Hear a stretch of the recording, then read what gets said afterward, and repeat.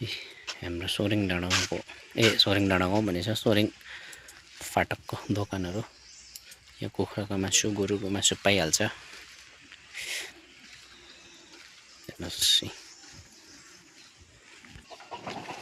यहाँ मजाको hot house पनि बनाएको छ। हेर्नुहोस् कति दामी दामी घरहरू छ सोरेङमा।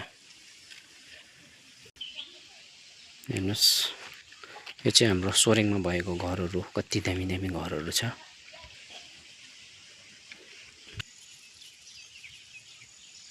सोरेङ भिलेज।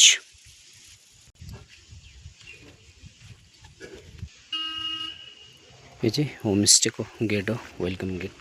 कति दामी छ। पर गएर बसेर चिया खाने जग्गाहरू पनि राम्रो बनाउनु भएको छ हाम्रो जोजोले। हेर्न सक्नुहुन्छ के दामी फुल यो फुल त आम्मामामा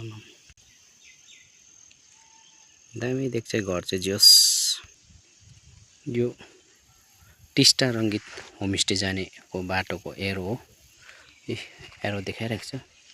यो बाटोबाट जानुपर्छ। तपाईँ यस्तो गएर चाहिँ यहाँबाट ऊ पर हो त्यो देख्दै गरेको गोठकै उतापट्टि छ त्यो होमस्टे चाहिँ। यहाँबाट 200 मिटर मात्रै रहेछ।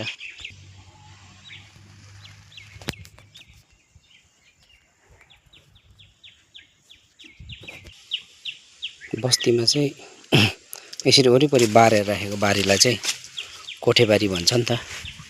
कोठेबारीमा चाहिँ के रोपेको हुन्छ हेर्नु। पर यो कोपी हो, मटर, यो मटर हो यतापट्टिको सिटा लगाएको। यो कोपी हो।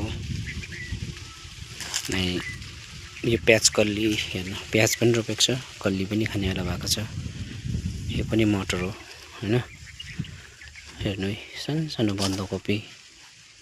यहाँ हेर्नु बन्दाकोपी यसरी बारेर रोप्यो भने चाहिँ तपाईँको अब घरमा खानको लागि दुःख हुँदैन। यहाँ हेर्नु आलु पनि छ, मकै पनि छ, यता बैगुन पनि छ हो, बैगुन पनि छ। यता फेरि टमाटर पनि छ, यो टमाटर हो। यता फेरि सिमी पनि छ। यहाँ हेर्नु हो, 2 ड्याङ सिमी, 2 ड्याङ टमाटर, 1 ड्याङ आलु। पर हेर्ने कुनामा यो सोप पनि हो है। कोठेबारी चाहिँ यसलाई भन्छ, यसरी बारेर रोप्छ। पर होमस्टे हेर्नुहोस् है कति दामी दामी होमस्टेहरू छ हाम्रोतिर। घर छेउमा यतिको एउटा हट हाउस चाहिँ बनाएको राखेको हुनैपर्छ। किनभने यहाँ सब्जी खेती गर्छ। सब्जी खेती गर्नुको कारणले चाहिँ अब यहाँभित्र बिउ बिजनहरू राख्ने गरिन्छ। त्यो कारणले गर्दाखेरि फेरि नभए चाहिँ बिउ बिजन हट हाउसभित्र राखेन भने चाहिँ अब शीतले खाने डर हुन्छ। त्यस कारणले गर्दा यसलाई हामीले शीत घर पनि भनिन्छ, सेट घर पनि भन्छ। यहाँ हेर्नु फेरि वान एन्ड ओन्ली गान्जा।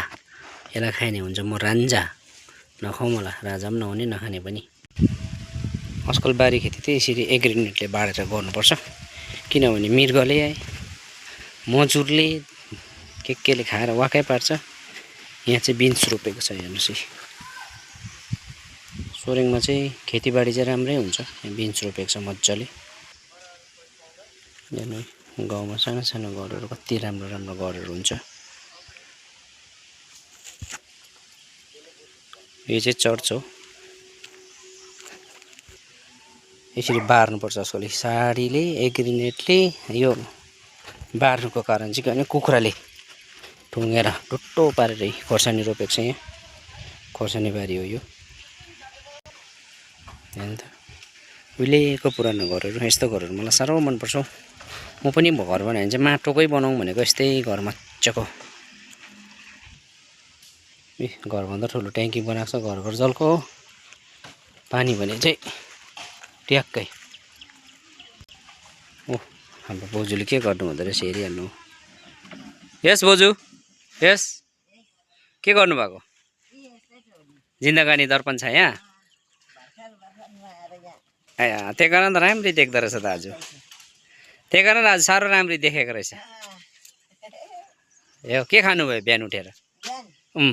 के अरे बेलुकाको निङ्गुरे सब्जी पकाएको थियो हो हजुर त्यसमै भात लगायो उम् दाली बुलबुल पारेर मजाले ततायो अरे त्यही खाएँ नि हौ खानुभयो खायो हुन्छ मलाई राख्दैन ए ला म हिजो पनि आउनु भएन नि त आज त आउँछ कि आउँदैन भनेर राखेन नि हुन्छ हुन्छ जे छ त्यही खानुपर्छ ल फाइनल्ली हाम्रो बोजूको भिडियो पनि गरिदिएको छु हो यसो हेरेर बोजूले लाइक गरिदिनुहोस् है भन्दै